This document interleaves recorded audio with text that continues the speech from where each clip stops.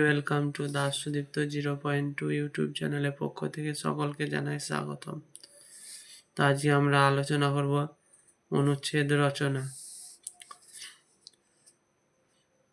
ঋতু, দৈনিক জীবন, উদ্ভিদ, প্রাণী জগৎ, মানব হৃদয়ের ভাবনা বিভিন্ন বিষয়কে কেন্দ্র করে অনুচ্ছেদ রচিত হতে পারে। অনুচ্ছেদ রচনার মাধ্যমে লেখার ক্ষমতা বৃদ্ধি পায়। অনুচ্ছেদ রচনার ক্ষেত্রে কয়েকটি রীতি দিকে লক্ষ্য রাখা প্রয়োজন।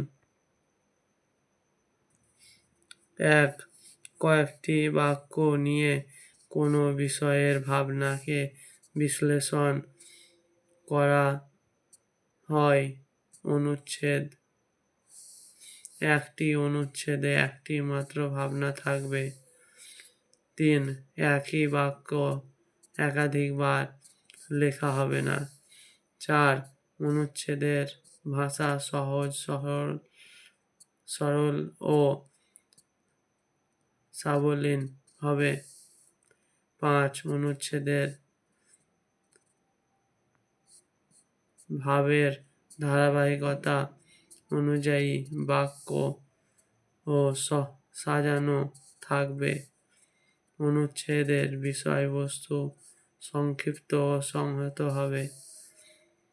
সাধু বা চলিত যে কোনো একটি রীতিতে অনুচ্ছেদ লিখতে হবে। 8. কঠিন শব্দের প্রয়োগ অবাঞ্ছনীয়।